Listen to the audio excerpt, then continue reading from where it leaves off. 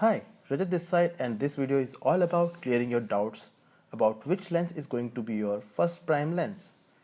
It's been only few months that I have started taking interest in photography, so I went for Nikon D5600 as my first DSLR because it was latest Nikon DSLR in the market. I didn't have much knowledge about DSLRs, so I started comparing products of Nikon and found this camera is most favorable in terms of price and features. I bought this camera with two kit lenses, 18 to 55 mm and 70 to 300 mm VR versions. I was really excited in the beginning with these two lenses, but then later started realizing that those lenses are not good enough when it comes to low light photography. I started doing my research on which lens I should go for next. Of course, these are Nikon lenses. They have to be expensive because of their brand.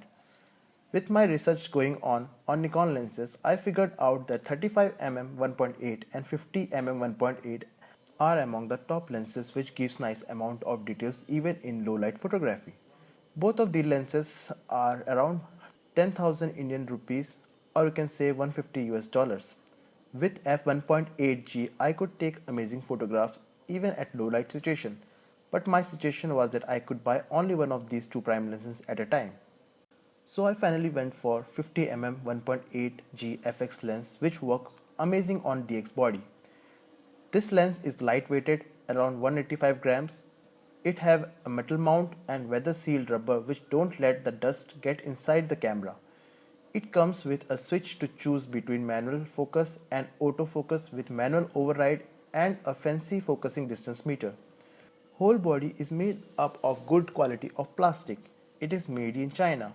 It gives nice bokeh effect and crazy sharp images. 50mm is equivalent to 75mm and it gives the angle of view of 28 degrees on my DX body. Though it is a normal prime lens on a full frame body, but it behaves like a portrait lens on a crop censored camera because of its crop factor of 1.5. But then I started realizing that this lens is not good when it comes to group photography.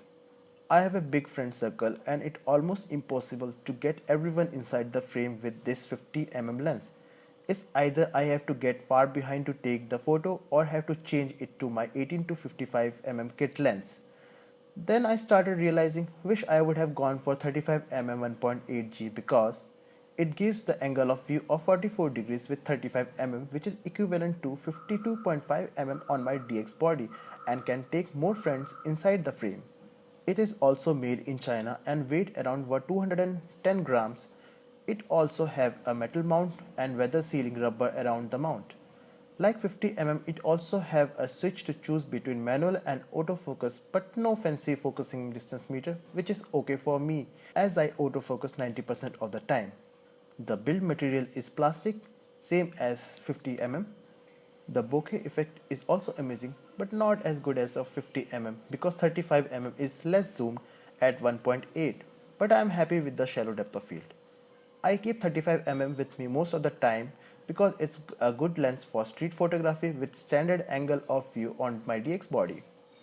I wouldn't suggest to use 35mm DX lens on your FX body as it will give a little vignetting on the corners, but if you still want 35mm lens for your full frame, then go for the FX version, not the DX version. Amazing low light performance and great bokeh effect at such a cheap price make both of these lenses as amazing prime lens. But again, when it comes to portrait shoots, I go back to my 50mm 1.8.